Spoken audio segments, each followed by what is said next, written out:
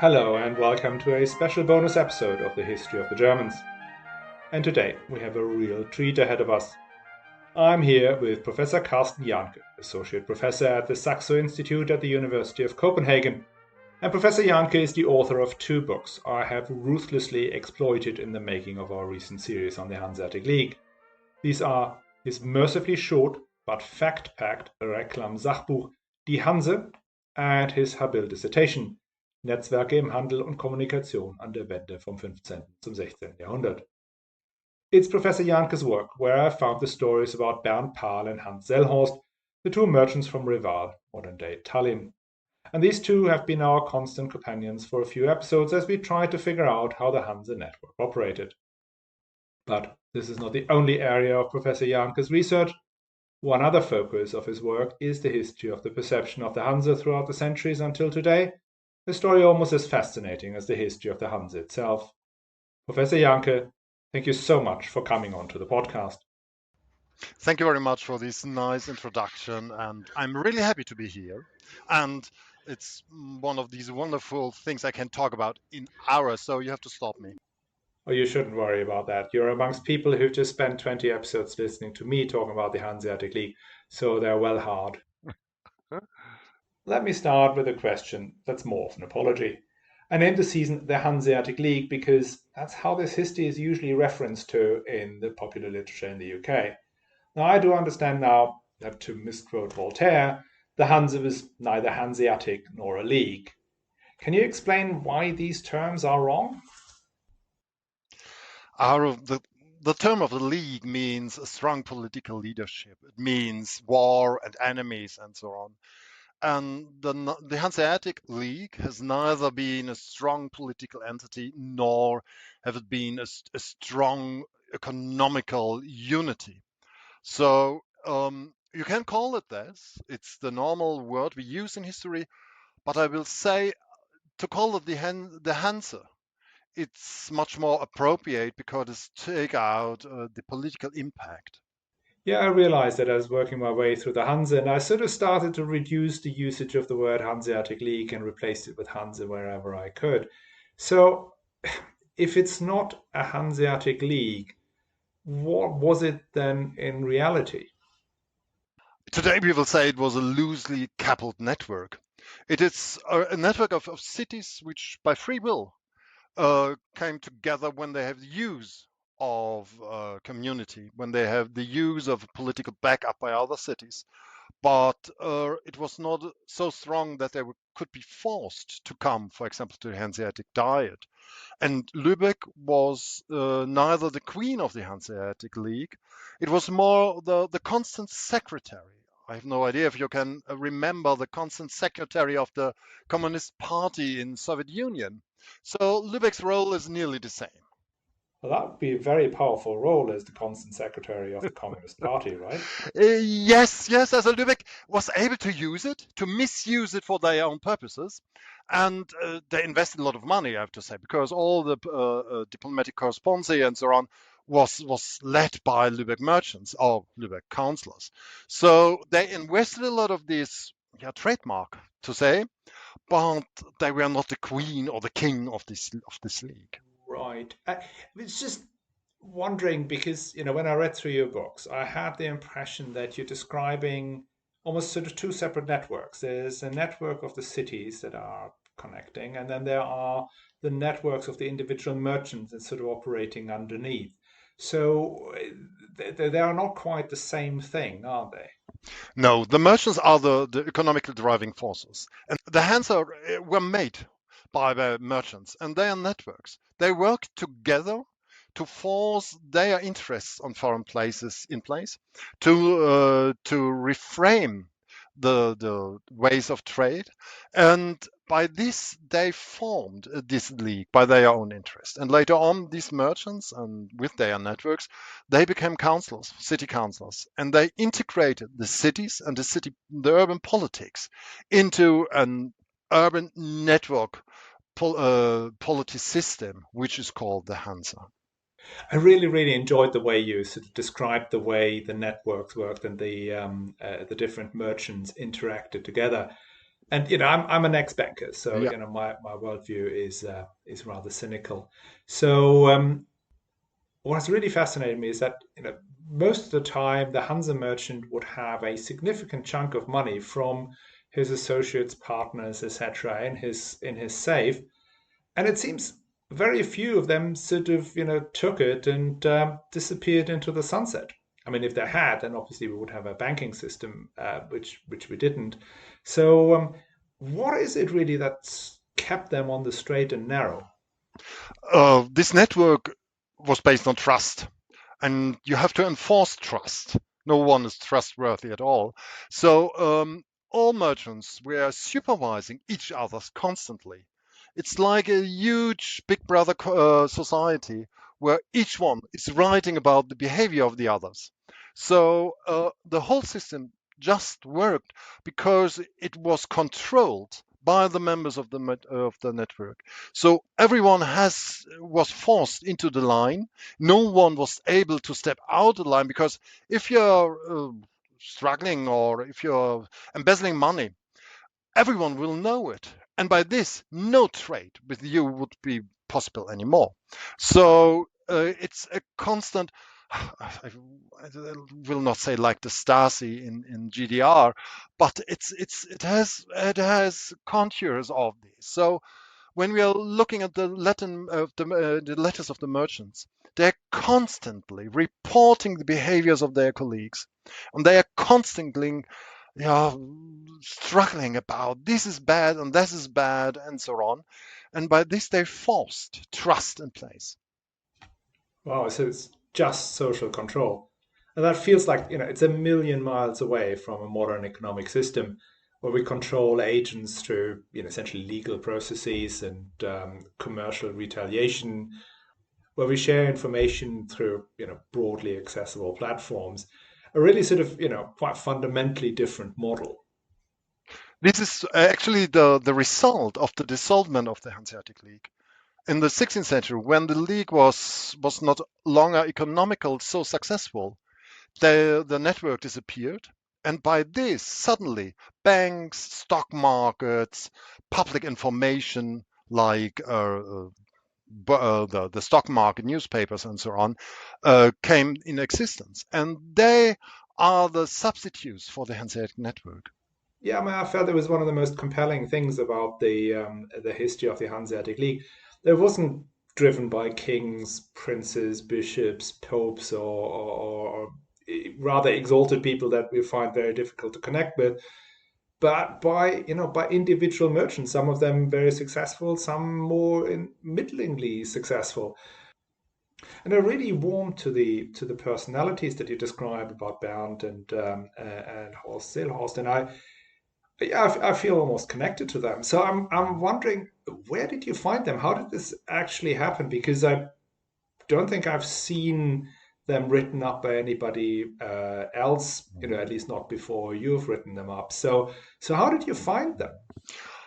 By chance, by chance. When I was writing my PhD, my doctor father sent me to the archives in Tallinn once. You have to go there. You have to go there. And it was in the end of the 1990s. It was quite an amazing time in Rival, because it was the dissolvement of the Soviet Union and so on. And I was working there, and so I found these letters. And on the first hand, I took just the things out for my PhD, but I thought, okay, that's so much, that's so an expressive convolute of different thoughts and letters.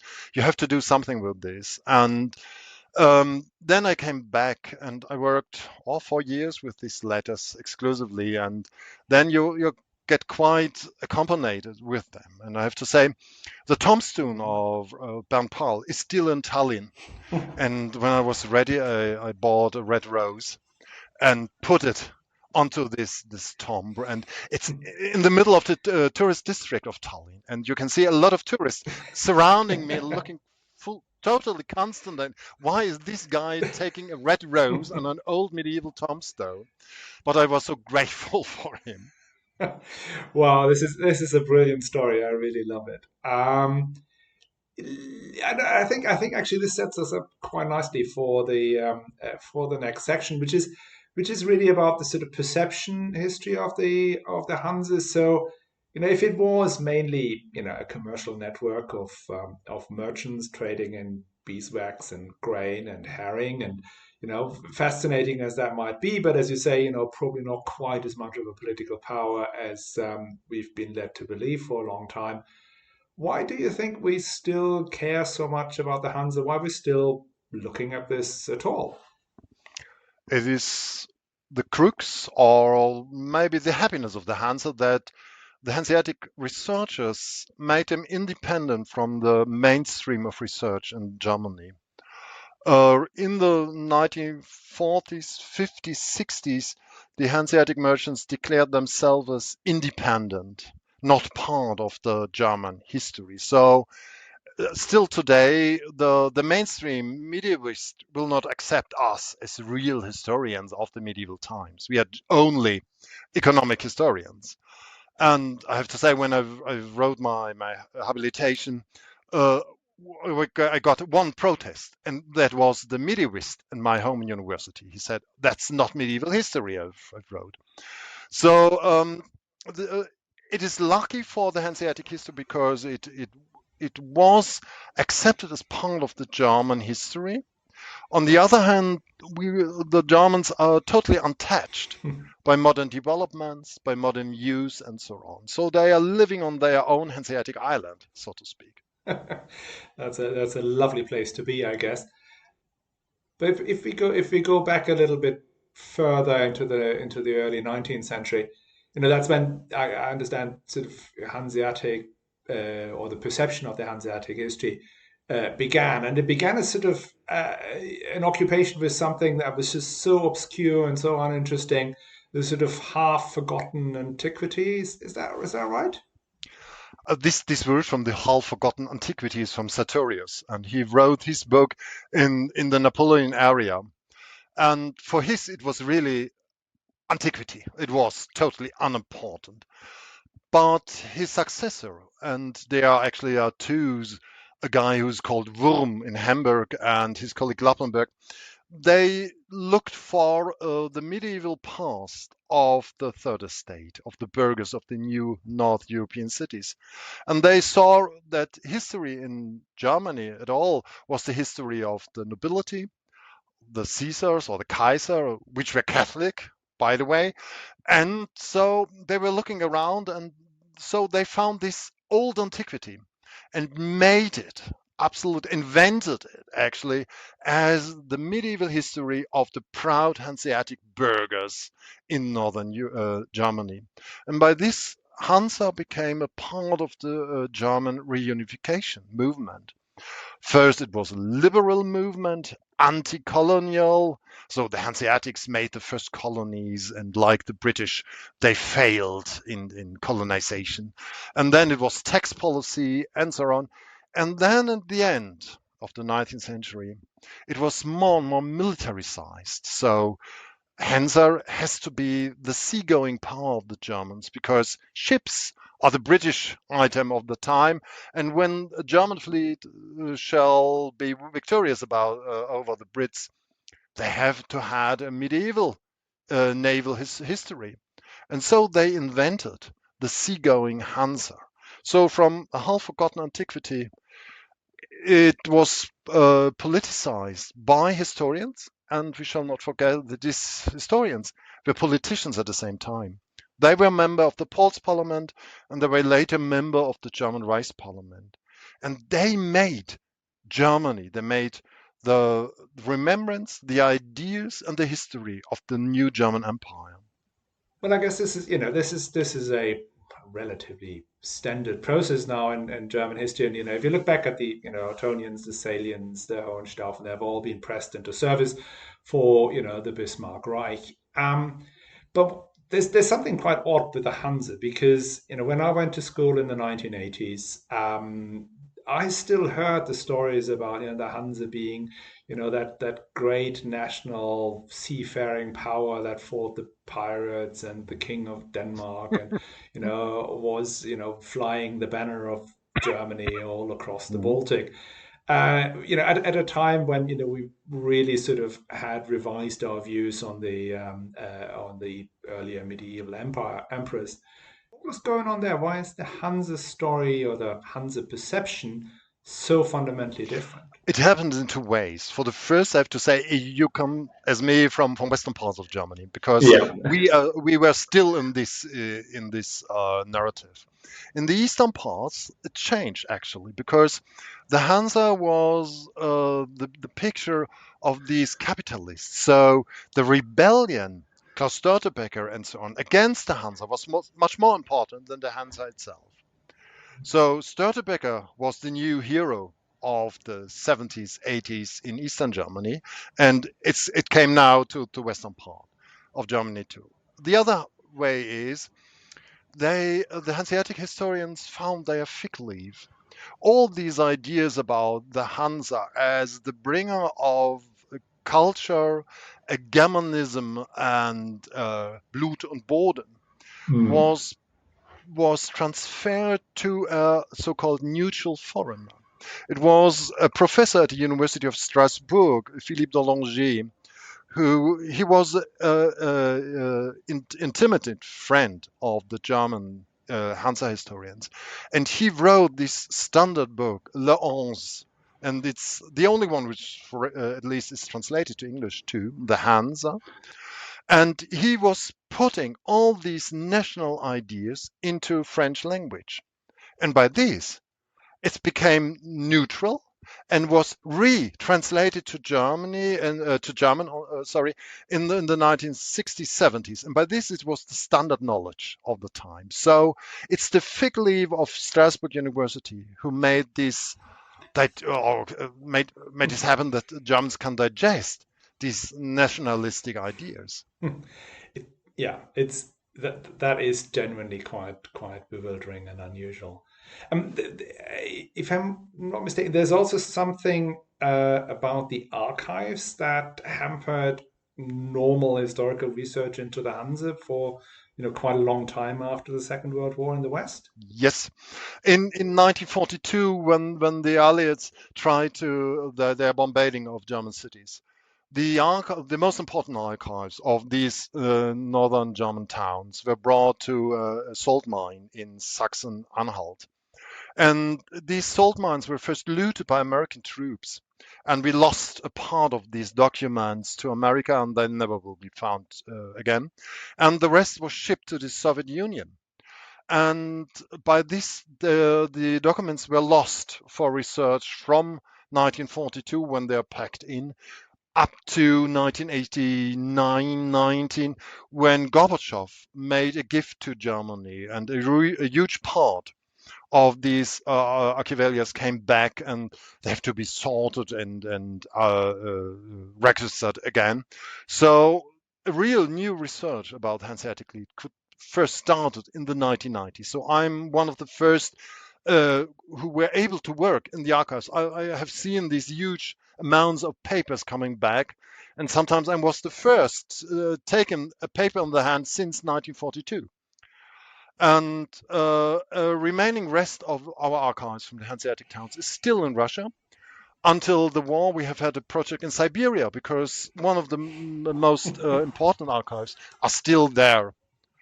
This is it is really quite an unusual thing.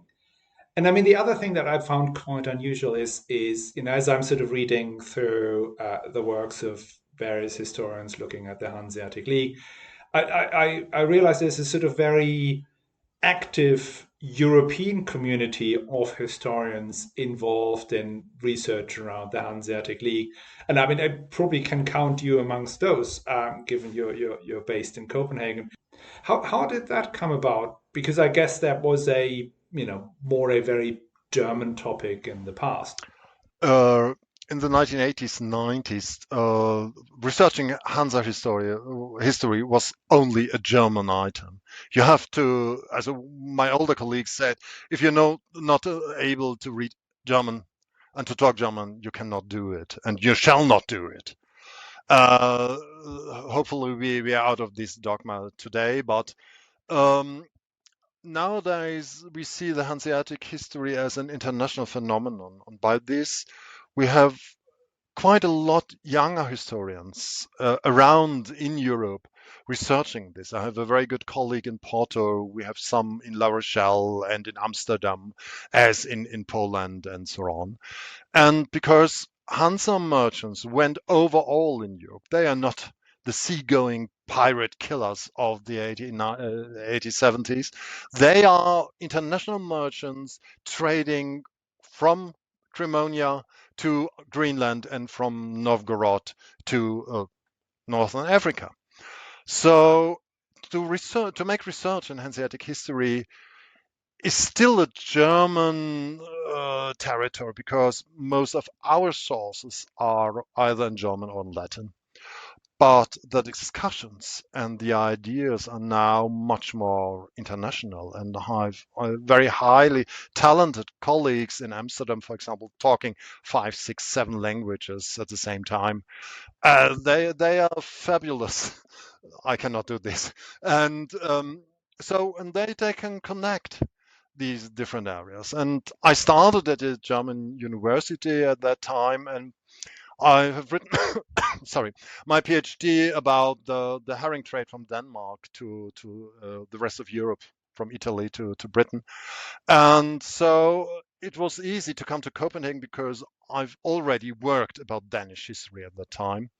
And now I'm changing the Danish view because we have an old tradition as Denmark was the arch enemy of the Hanseatic League and was never collected to this league. And now I can show, okay, dear colleagues, dear friends, Copenhagen was a Hanseatic city. The city of Malmö was a Hanseatic city. You paid the pound toll in the war against Denmark. And latest at this command, they totally are on the paragades and say, no, no, no, no, never ever.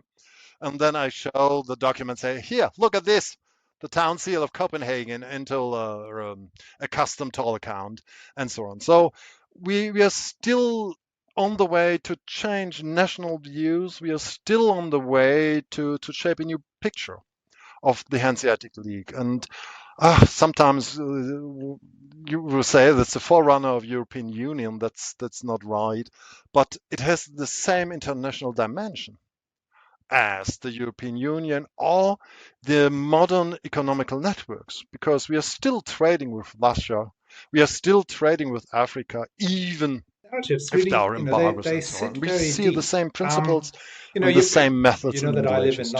London, and in London, the rather unusual thing I find is that the Hanse has a very, very positive connotation in the UK. And quite frankly, there aren't an awful lot of bits of German history that have a particularly strong connotation in the UK. So why did that happen? That the UK, in particular England, is so positive on the Hanse, that King's Lynn claims to be a Hanseatic city, and Mhm. in Denmark it is I think pretty much the, the opposite. the modern English has misinterpreted the Hanse because in the 19th century, England was, beside Denmark, the arch enemy of the Hanse. Also, the construct of the medieval Hanse, also made by the historians, was anti-Danish and anti-English. And we have this quotation from the English king that the Hanse is like a crocodile. You cannot see the whole deer, but it's biting you all the time, and that's not positive at all. And I have no idea why this change is. Maybe because they saw the Hanseatic contour in London, and now Cannon Street Station is a nice one, or something like this. It's quite amazing because Great Britain, or England for that, is one of the few countries in Europe which had an actually positive picture of this. As in Norway, it's the most negative because of the destruction in the Second World War. Denmark is the arch enemies. The Swedes are neutral. The Finns are uninterested, and the Baltic states, okay, they settled on the Hanseatic League as an anti-Russian movement. So when they were part of the Hanseatic League, they were not Russians, and by this it's positive there. But in the rest of Europe, yeah, Hansa, it's a lot of beer, a folk fest, and maybe some silly ships. Yeah, I mean, it's yes, that is a probably the perception that quite a lot of people have. But just on a sort of slightly more serious matter. So, when I'm looking at it, and I look at the way German history has been interpreted, it feels like, it's a real pick and mix. So at some point in the 19th century, some guys sat together, and they decided, well, the Ottonians are part of it, the Salians are part of it, the Hohenstaufen are part of it. And then we just, veer off into the Hanseatic League and the Teutonic Knights and the Eastern expansion, and we just drop the whole bit in the middle. And then there's Luther. We just have to find a way to get to Luther, and then past Luther we get to Frederick the Great. And I'm just, the season that comes after the next season will be about the Luxemburgers and about the early Habsburgs, and I feel this is entirely orphan history. The Germans don't sort of own it. The Austrians own the Habsburg bit, but not necessarily the Luxembourg bit. The Czechs own the Luxembourg bit up until Charles IV, and then they're really disinterested when it comes to Sigismund.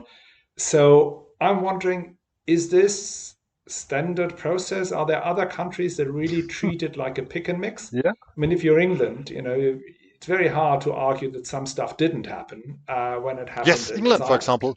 You know that Richard Lionheart was the most hated and un-English king until 1800.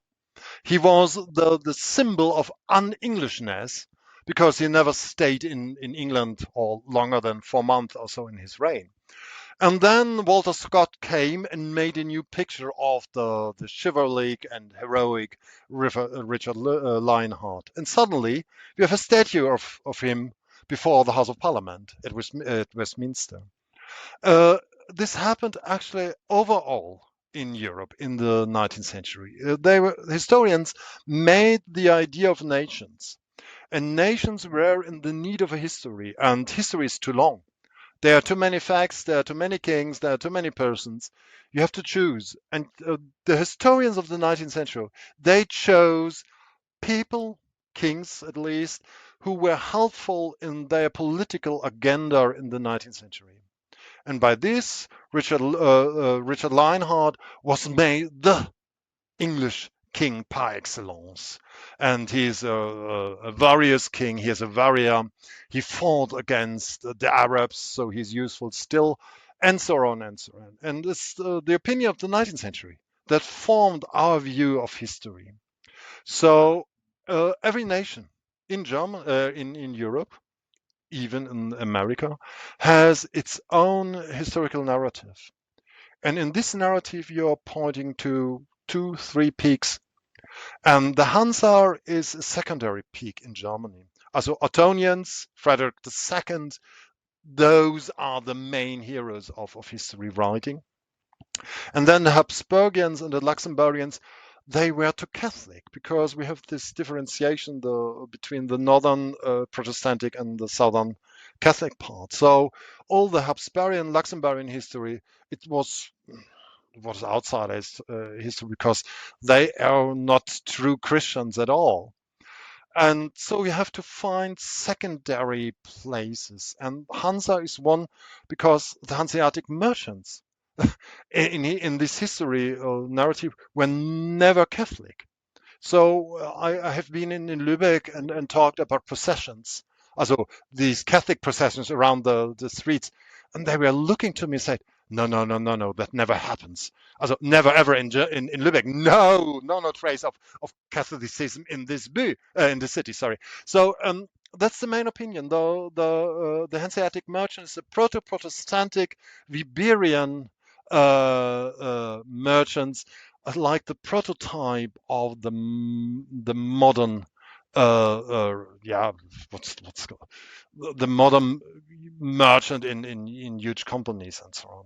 So the construction of history is actually made by people in political purposes of that time. And by this, some of these constructions disappeared again. So the Ottonians and Frederick II disappeared after the Second World War. the Prussians disappeared too. Also uh, the victory at Fehrbellin or the great Kurfürst, you have never heard about them. But some could survive by reasons not totally clear. And the Hanseatic merchants survived because these merchants were so nice to talk about. They picture books about Hanseatic merchants and ships. They are so exotic. And these merchants and the pirates, they are so great. And but the view is shifting. In one of the main gates or routes in Hamburg is Simon von Utrecht Allee. It's one of the huge roads going into the town. No one in Germany, or in Hamburg at least, know who Simon von Utrecht is or was.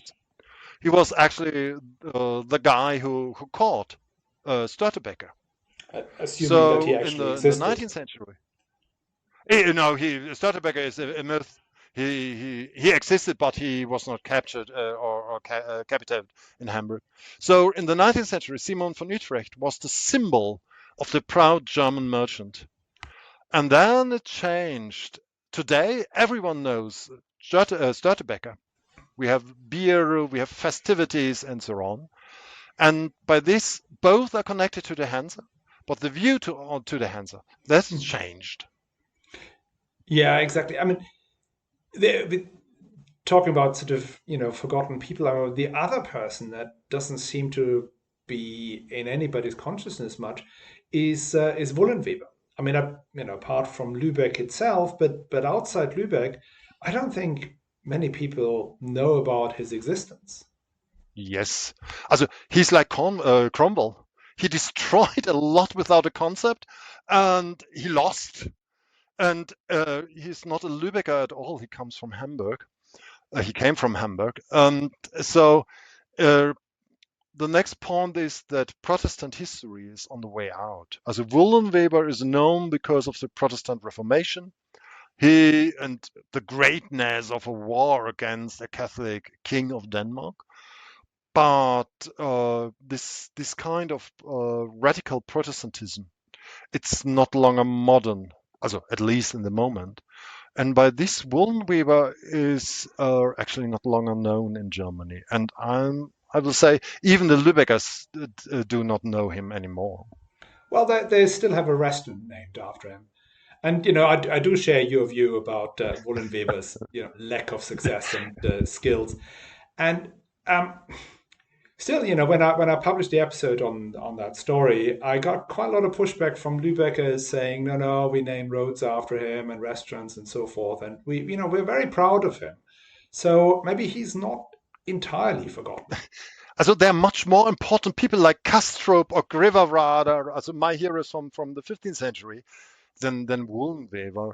Also I edited sometimes letters from Lübeck in Wollenweber time, and even the Lübeckians saw as the first they're like revolutionaries and total blind. And over the years they could say, okay, maybe this was a failure, maybe that's not quite as good as he said it, and so on. Uh, Again, it's a question of how you construct and made the history. Also, what are the heroes of your past? Are these huge reformatories who plundered churches, who destroyed art, to melted the silver of the altars to make cannons? Or are this the builder of the Holstentor, for example, and so on? Also, you have to choose. And little beings choose once, and now they have the opportunity to choose again, I think. I think we could probably go on for hours on this and talk more about Castorp and your heroes as opposed to the ones that I found in the books. But maybe for the listeners, do you have any kind of strong recommendations of books or papers that really they're compelling, they're new, and they're bringing in these new aspects that you've been highlighting, and ideally if they were in English that'd be even better. So the news trends are how the merchants struggle with each other. So the German is conflict solution, or in English. Also how it works. How does a network really works inside? Because we only see the network struggling with others, with the British and the Danish. But how could it work when two merchants with different interests come in conflict and so on? And there's a huge project in the University of Amsterdam. And there, for example, is a new book by Christian Manger about conflict solution in the Baltic Sea area between Reval and Lübeck in the 16th century. And this is one of the things I can recommend. And for those who can read a little more French, one of the warm and hot topics in the moment is the French Hanseatic merchandise, because that's a really unknown area. And we can see that there's a triangular trade between England, France, and Germany at that time, going up to Paris and Wow. Rouen and so on. And the Hanseatic merchants are deep involved in this triangular trade. So it's not only Hamburg, Lübeck, or London, or London, Gdansk. It's much more, and it's also the trade with this, Spain and Portugal, for example. Even in time when, or a trade with the Muslim area. So we are looking at broader aspects of Hanseatic trade now. Yeah, and I think I came across this story of a Hamburg captain who ended up as a pirate vessel captain on the Barbary coast. It's, Hmm. Uh, the English are eating figgy pudding now. And that's the medieval form of tofu. And the figs were produced in the Arab world. And then they were transported by Hanseatic merchants to Southampton, inter alia. So this is the trade we are interested. So the pirates and the Arabs who plundered Iceland once and so on, they are very fascinating. But we have this constant connection also in time of war, for example. And I'm writing in the moment an article between of the trade between Nigeria and Lübeck. And actually, there has been this kind of trade by steps and so on, or the trade from India to the Hanseatic area. And we can say there's the city of Mecca as a stop in, and Alexandria and so on. And that's quite interesting. And the people know about this. wow, it looks like I've got to do another season on the Hanseatic League in about 2 years' time. Once you've dug up all this other absolutely fascinating research. But let me just, thank you so much, for coming onto the podcast, but also for all the work you've done on the Hanseatic Network, on Bernd Pahl.